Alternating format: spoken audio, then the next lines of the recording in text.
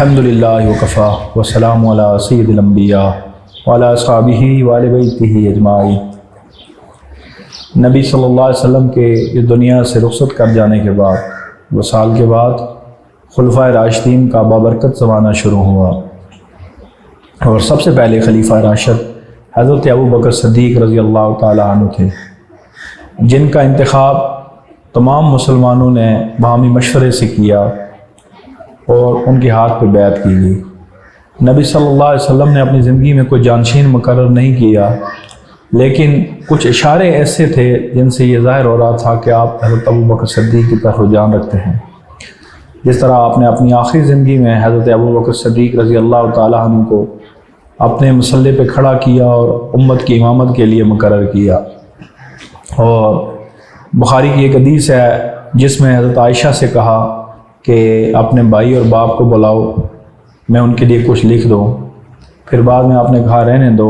مجھے نہیں لگتا کہ امت ابو بکر کے علاوہ کسی اور پہ اکٹھی ہوگی۔ یہ وہ اشارے تھے کہ نبی صلی اللہ علیہ وسلم بھی سمجھتے تھے کہ میرے بعد ابو بکر صدیق کو ہی منتخب کیا جائے گا۔ اب حضرت ابو بکر صدیق کا انتخاب بڑے ہی جمہوری طریقے سے، بڑے ہی پرامن طریقے سے ہوا، نہ اس وقت کوئی اتنا بڑا اختلاف پیدا ہوا۔ وقتی بحث و تمیز تو تھی لیکن کوئی اختلاف کی بات نہیں تھی، نہ کوئی جنگ و جدل ہوئی، نہ ہی کوئی لڑائی کی وجہ بنی۔ لیکن بعد میں اسی جانشینی کے مسئلے میں کہ صدیق اکبر کیا خلیفہ اول ہیں یا نہیں ہیں، بعد میں آنے والے لوگوں نے اس مسئلے کو بڑا چڑھا کے پیش کیا اور اس کو حقیقت سے برعکس پیش کرنے کی کوشش کی، اور یہ آج امت مسلمہ کے اندر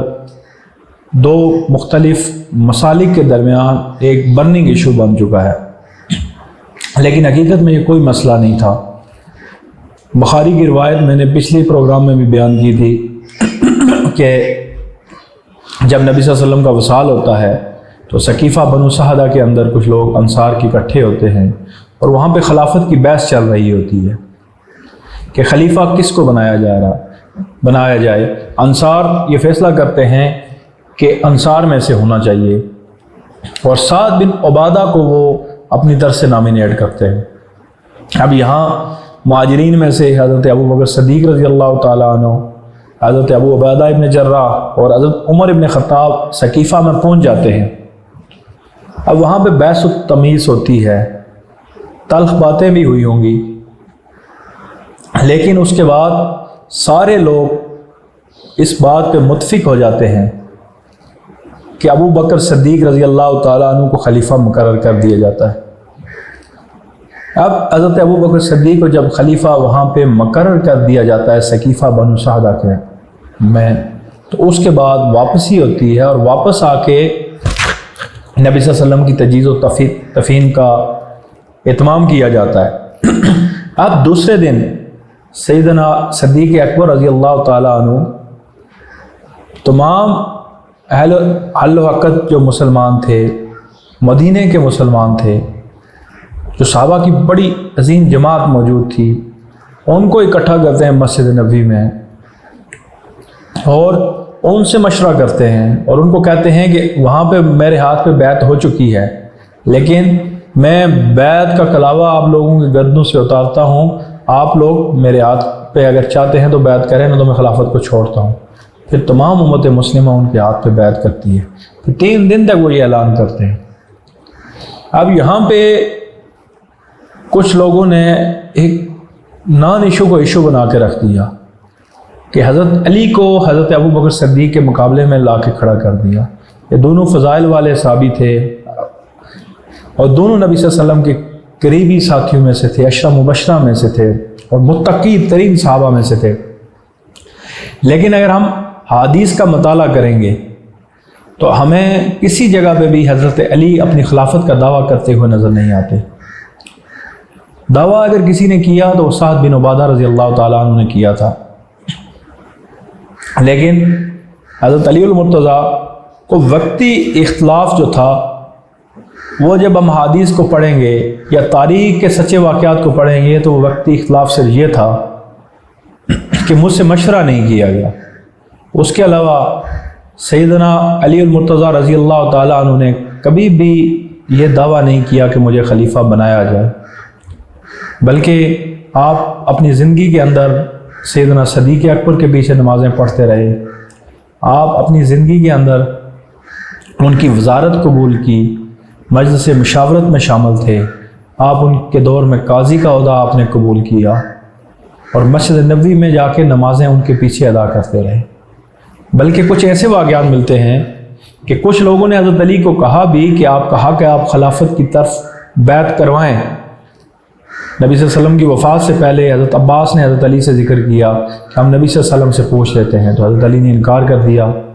پھر نبی صلی اللہ علیہ وسلم کی وصال کے بعد حضرت ابو سفیان نے حضرت علی سے کہا کہ آپ کے ہاتھ پہ بیعت کر دی جائے، تو وہاں پہ بھی حضرت علی نے ان کو انکار کر دیا۔ اب حضرت علی کا رجحان صرف یہ نظر آتا ہے کہ وہ امیدوار ہی نہیں اپنے آپ کو مانتے، یعنی امیدوار ڈکلیئر ہی انہوں نے نہیں کیا، بلکہ حضرت علی کو صرف جو اختلاف تھا وہ یہ تھا کہ مجھ سے مشورہ نہیں کیا گیا، اور وہ بھی جب صدیق اکبر رضی اللہ تعالیٰ عنہ آپ کے گھر تشریف لے گئے اور کہا کہ لوگوں نے میری بیعت کر لی، اگر آپ پسند کرتے ہیں کہ آپ کے ہاتھ پہ بیعت کی جائے تو میں خلافت چھوڑنے کے لیے تیار ہوں، لیکن آپ نے آگے سے کہا کہ میرا یہ کبھی بھی اختلاف نہیں رہا کہ میں خلیفہ بنوں، میں آپ کے فضائل کو بھی مانتا ہوں، آپ کی برتری کو بھی مانتا ہوں، ہاں یہ ہے کہ مجھ سے مشورہ نہیں کیا گیا۔ پھر حضرت ابو بکر صدیق نے حضرت علی کے فضائل بیان کیے، حضرت علی نے حضرت ابو بکر کے فضائل بیان کیے، پھر دونوں مسجد نبوی میں تشریف لائے، وہاں پہ حضرت ابو بکر صدیق نے حضرت علی کی فضیلت کے اوپر ایک خطبہ دیا، ان کے مقام و مرتبے کو بیان کیا، وہاں پہ پھر انہوں نے ان کے ہاتھ پہ بیعت کر دی۔ اب قصہ گو تاریخ دانوں نے، بوس میں بھرے ہوئے تاریخ دانوں نے حضرت علی کو حضرت ابو بکر صدیق کے مقابلے میں لا کے کھڑا کر دیا، حتیٰ کہ حضرت علی شیر خدا تھے، حضرت علی حیدر کرار تھے، اگر وہ حضرت ابو بکر کے صدیق کے مقابلے میں کھڑے ہوتے تو پتہ چل جاتا، اختلاف کرتے تو اختلاف کا حق ادا کرتے تھے، لیکن انہوں نے وقتی طور پہ جو معاملات تھے اس کے بعد بیعت کی اور ان کی مجلس مشاورت میں شامل ہوئے اور آخر وقت تک ان کے ساتھ ان کے معاملات میں شریک رہے۔ لیکن آج اس واقعے کو بڑا چڑھا کے بیان کر کے ایک ایشو بنا جاتا ہے۔ نبی صلی اللہ علیہ وسلم کی جانشینی کا مسئلہ معمولی بحث و تمیز کے بعد اجماع امت سے مقرر، اجماع امت سے اس کا انجام پہنچا، اور اجماع امت سے نبی صلی اللہ علیہ وسلم کے پہلے خلیفہ سیدنا ابو بکر صدیق کو مقرر کیا گیا۔ وما علینا الا البلاغ۔